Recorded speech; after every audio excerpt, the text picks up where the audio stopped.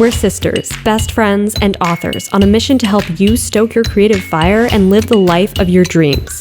We believe that purpose fuels passion and that creativity is your secret weapon for mass construction. There's never been a better time to bless the world with your dream realized. You're listening to The Kate and Abbie Show. Hello, guys, and welcome to another episode of The Kate and Abbie Show. We're super thrilled to have you here listening today. This is going to be part 2 to the Q&A we did last week. So last week we were answering some of you guys' questions that Abby put up a post on her YouTube channel and asked you guys to ask us any writing related questions you might want to ask us, and we're going to answer them on this show. And we were overwhelmed with the response from you guys.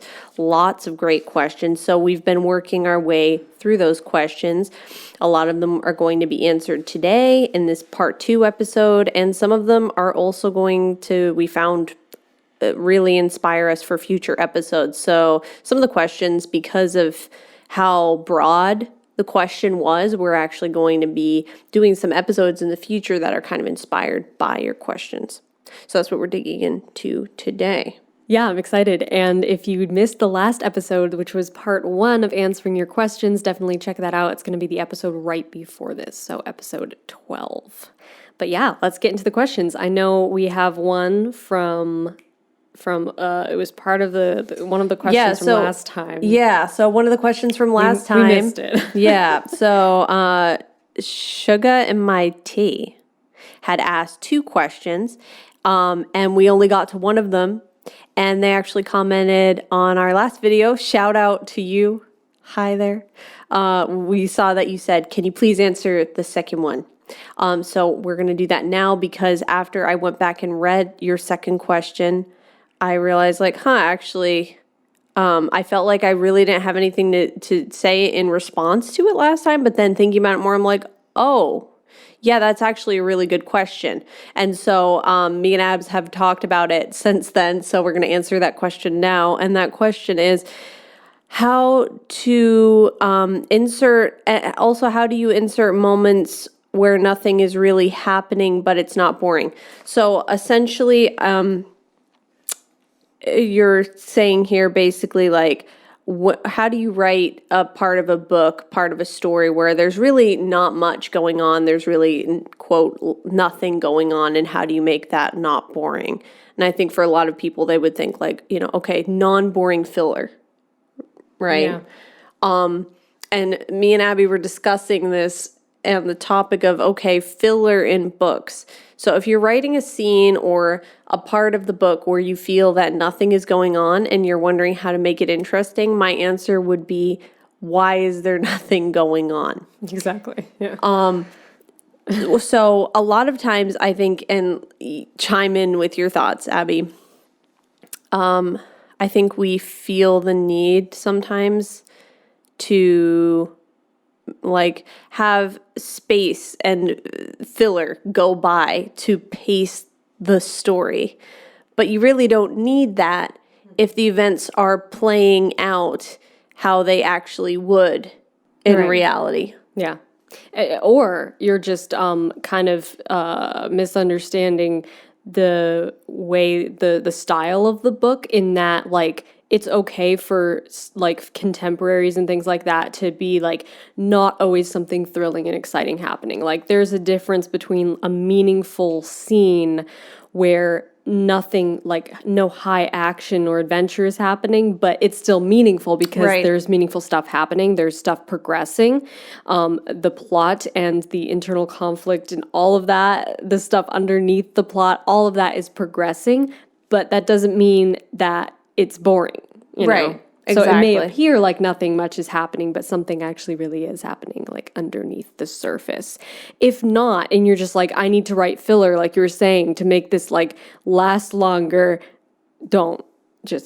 Right. So that was a great question. Thank you for asking it. Yeah. And I hope that gives some clarity to it, because I think that basically skip the filler, and if you feel like nothing's happening, ask yourself why and what could be happening to help your plot progress. And if you're spending time writing that, that's what's making the pacing, not so much the pauses where nothing's happening.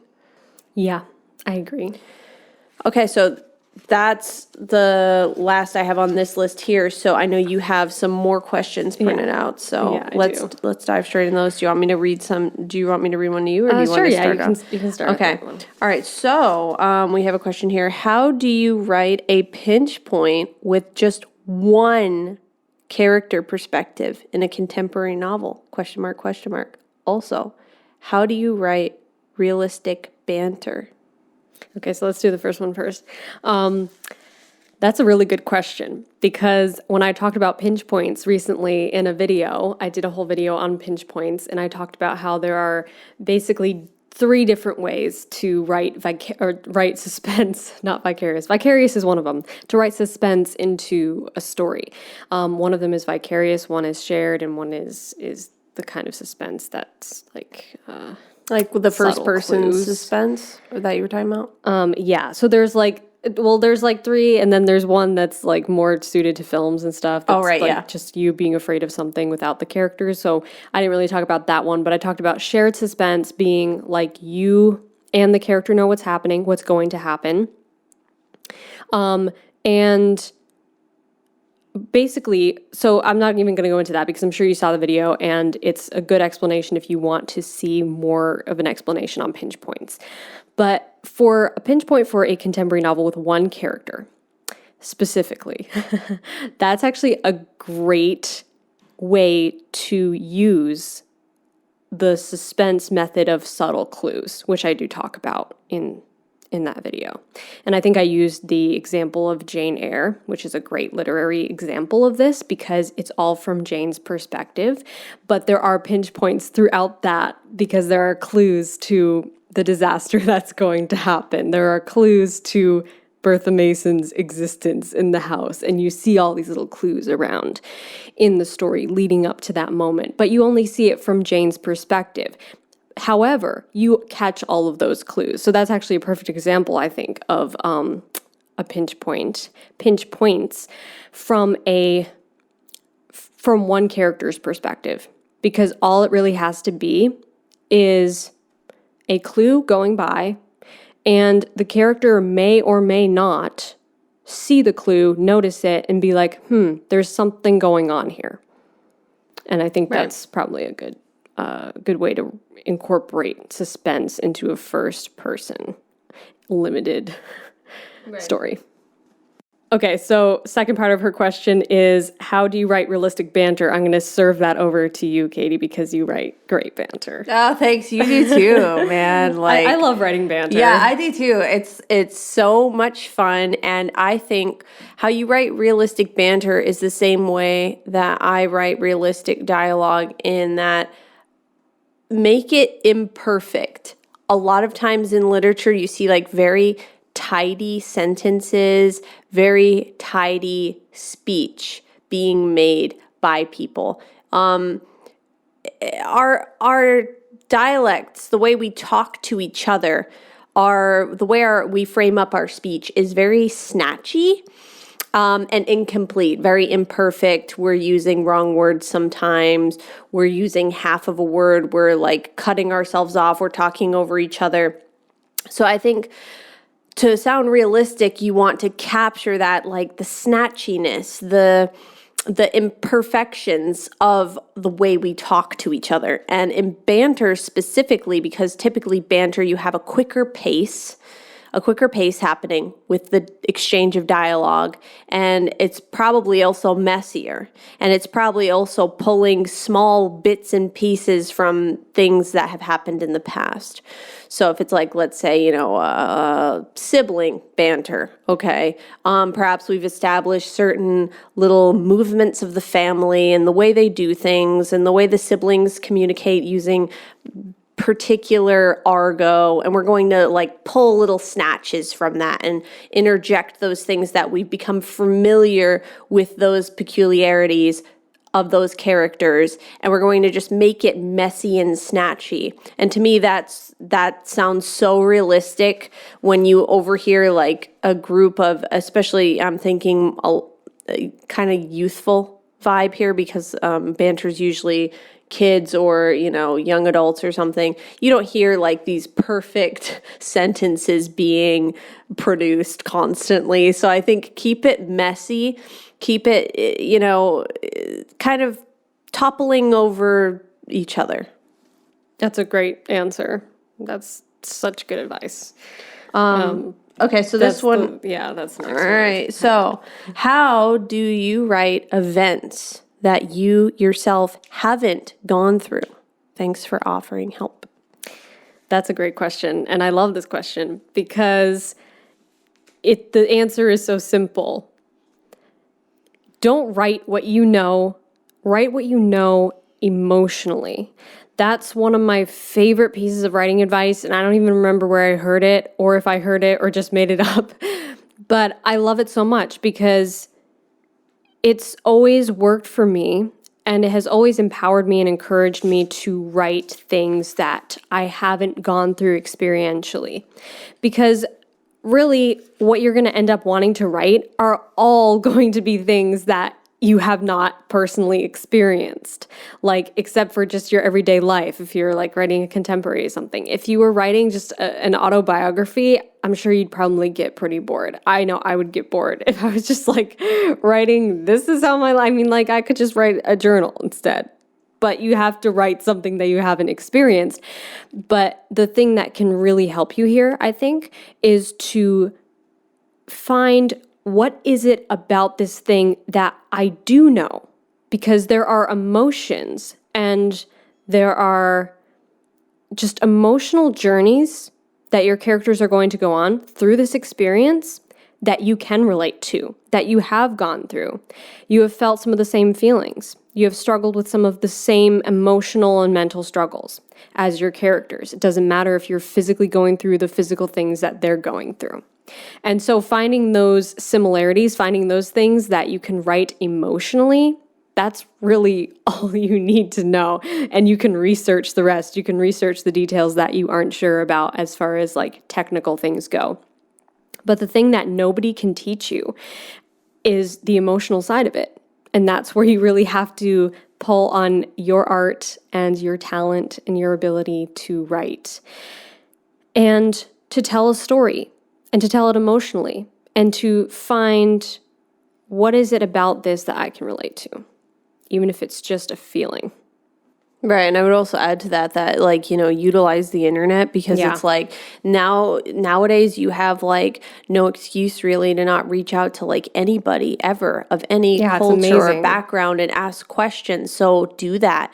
We have the internet, which is like the best environment ever with all the resources for an inquisitive writer. So freaking use it. Yes, 100%. I absolutely recommend that. And just get carried away researching forever. Exactly. And I was going to add, also, like, if you're a fantasy writer or something, like, you're not going to experience those things. So the thing is that, like, if you're writing from a emotional standpoint, it's not going to matter if, like, oh, well, what if it's not technical world building and technical enough world building and et cetera, et cetera, et cetera. The thing that's really going to matter is, like you were saying, the emotional standpoint. Yeah.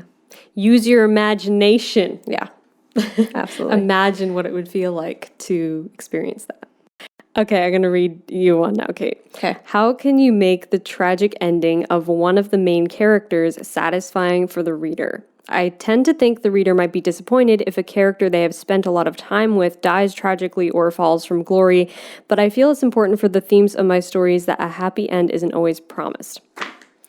And I know that you don't have like necessarily a tragic ending in mind, but I'm thinking about the ending of Worlds Beneath, which is pretty dramatic and pretty tragic, and I won't give away what happens. But even though it's not like a typical tragedy, you wrote it so well, and I feel like you'd have something valuable to say about that. Awesome, thanks. Well, I think that the main component is it has to matter to the story and have deeper meaning than the thing itself.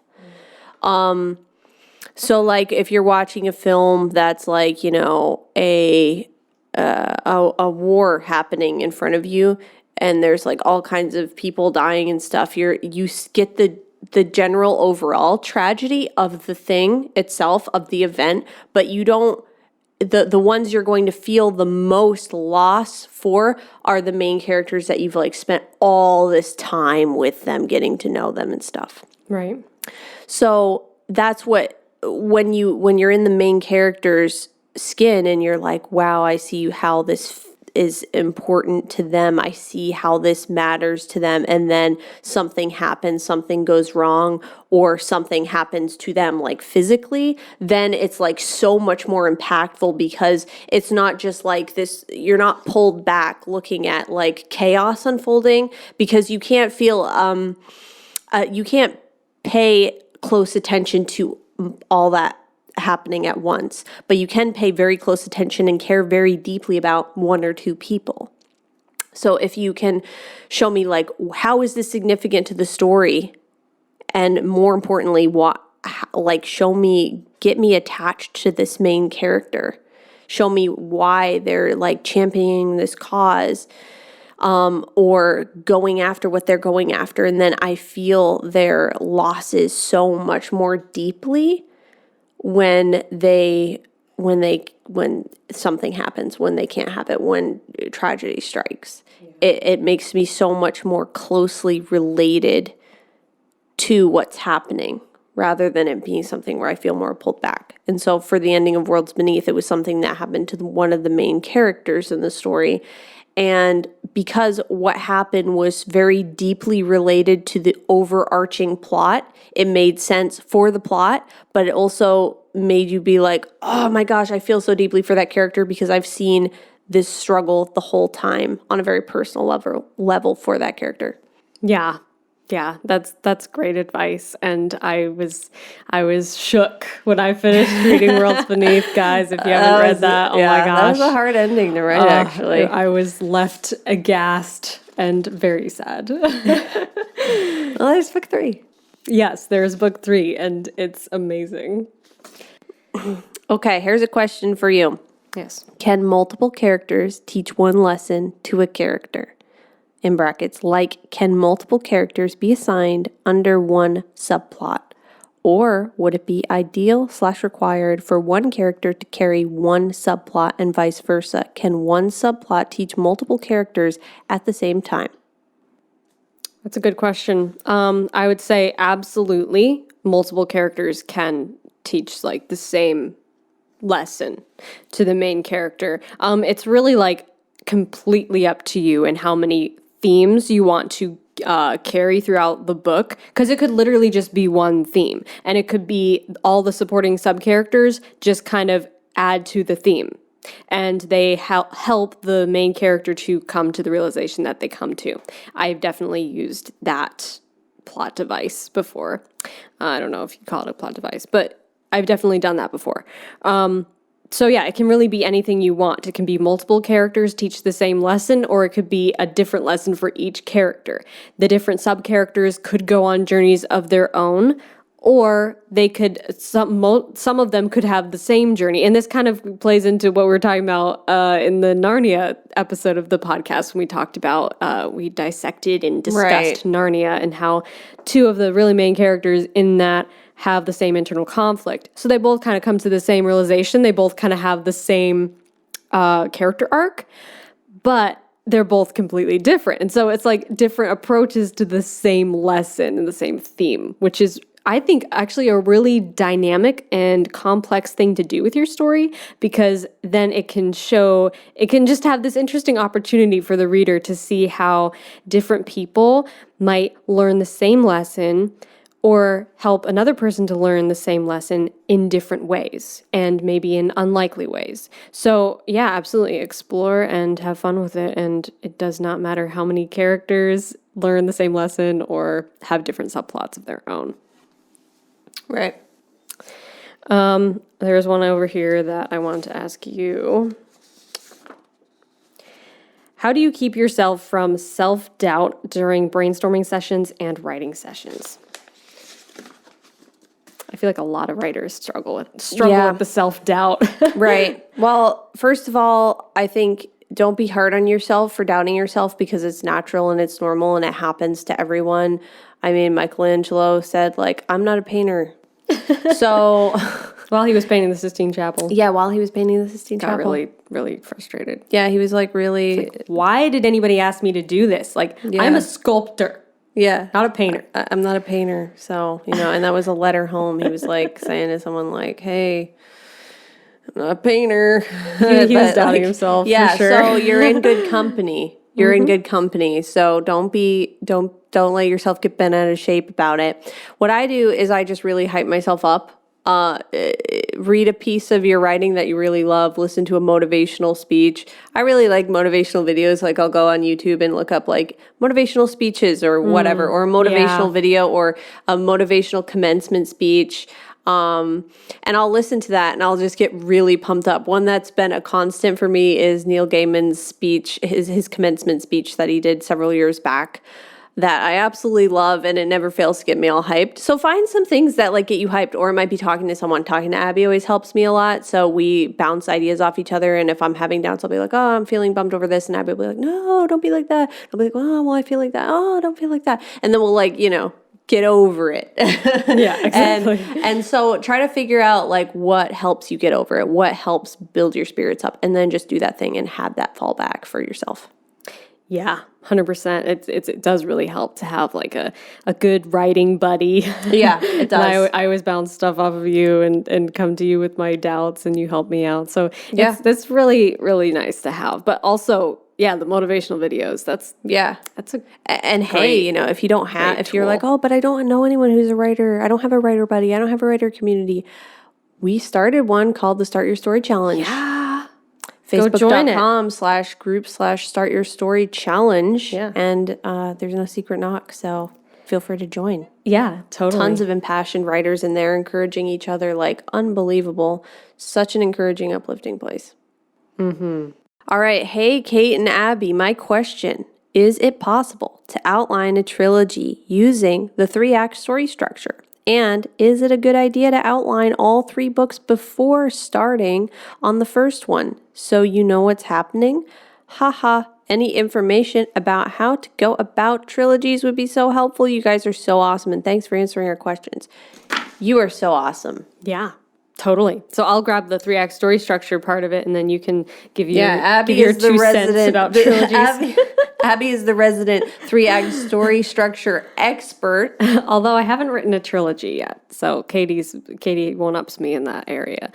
However, yes, you can use the 3-act story structure to write a trilogy, and in fact, I really highly recommend it. So I'm actually currently working on perfecting a 3-act story structure for a trilogy template, and it's still a work in progress, but the work in progress template is available in my resource hub on my Patreon. So if you are interested in that, go to patreon.com/Abbie Emmons and check that out. But when I finish it, I'll release it to everybody and on my YouTube channel. So I'm excited about that. But for now, I would say that the basic outline here of the 3 books, it's not, a lot of people have a conception of the 3-act story structure becoming a trilogy would just be making 1 book for each act. That's not what it is. Okay, you need 3 acts in each book. So 9 acts in total, in case we forgot how to do 2nd grade math for a second there. 9 acts in total, 3 acts per book. So each I was thinking like I would never have thought like, 1 act per book. I've had some people say that. I'm like, that's interesting. And that would be just a really big slow book. Pace. Yeah, very slow paced. So you're going to want 3 acts in each book. And what I'm so far calling each book, which will help you to kind of just get a general idea of what each book is going to be like, is that book 1 is the inception, book 2 is the journey, and book 3 is the battle. So it goes into customized for that movement, customized story beats for each book. But again, I'm still working on the template, so I haven't released it completely yet, but I'm excited to release that. And as far as outlining ahead of time, don't feel the need to outline all 3 books ahead of time, because that is a lot of outlining. And then by the time you get to the third book, you may have changed so much in the first and second books during the writing process that you're like, oh my gosh, I have to re-outline the whole third book because so much has changed. So it can be more creatively freeing, I think, to not lock yourself into a complete outline for 3 whole books, like before you even begin the first book. Right. Maybe try outlining 1 book at a time, I would recommend for starters. And then just if you want to outline more, then go ahead. But maybe just keep it vague to begin with. Yeah, and we also did an episode, I think it was like episode 2 of this show, is on plotters and pantsers, and it's really insightful, if I do say so myself, because Abby is a plotter, and I am, I wouldn't call myself a pantser as much as I would call myself a visionary, but I don't plot anything, is what I'm trying to say. So I think also what would factor in there is like, what do you normally do? Do you normally not plot anything? Are you like, I pants everything? Well, then just do that. Yeah. You know, and then if you get to a place where you're stuck and you're like, okay, I need to plan a few things out, then do that. But don't feel the need to like kind of go with whatever you normally do, because people always look, I feel like so many people look at trilogies like it's a completely different thing. Like, oh, I love writing books, but I could never write a trilogy. All a trilogy is 3 books about kind of the same thing. It doesn't even necessarily need to be about the same thing. Yeah. It might just be, you know, different people in the same world. It doesn't even matter. Just look at it as single books, if that helps you kind of get your head around it better. Yeah, that's a really good piece of advice as well. And then if you look at it in single books, you can still use the 3-act story structure and just like don't tie everything up at the end and have like a plot twist at the end that leads into the next book. And then you could make it more than 3 books. If you want. Yeah, exactly. Yeah, you can make it 40 books. I mean, some of these series out there are massive. Yeah, they really are. But that concludes our second session of answering questions for now. And I think we might answer some more in another episode, but we're going to do some more episodes in the future with answering questions and also taking, like Katie said in the beginning, taking a question, like making it a whole topic for a video, because there are some of these questions in here that repeat, and that indicates that a lot of you guys are curious about this topic in particular. So we're going to make like a whole episode about it so that we can really get in depth about it. All right, and some of the questions are just, the answers are, it's like a lot to get into, so it would be a lot more efficient to delve into it for a full episode. Exactly, yeah. So super excited to get into those episodes, but thank you for listening to this one. If you would like to support the podcast and make sure that it always stays wonderfully ad and sponsorship free, don't you love that? You don't get interrupted with ads? Ugh. I hate it. I hate it when that happens. If you want to support the podcast to keep it ad-free, head on over to patreon.com/The Kate and Abbie Show. There are different levels of support that you can show and get awesome benefits. So check out all the benefits there. And one of the benefits in particular is a Patreon shout out. So we would like to shout out to our new patron this week, who is Rachel. Thank you so much for supporting the show, and we are so happy to have you on board and behind the scenes to get exclusive content from us and to DM us with your show requests. So yeah, check out the Patreon if you haven't seen it already, patreon.com/The Kate and Abbie Show.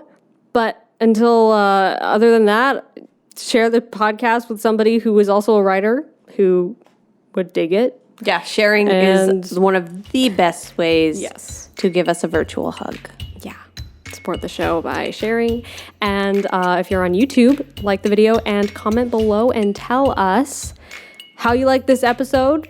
And if there's any questions that you have about writing that you're like, oh, this question has burned in my brain for years and I'd love to hear this question answered on the show, we will definitely take note. Mm-hmm. For sure. And maybe even spin off and make it a topic for the show. You never know. Thank you guys so much for listening. Until next time, stay stoked and rock on.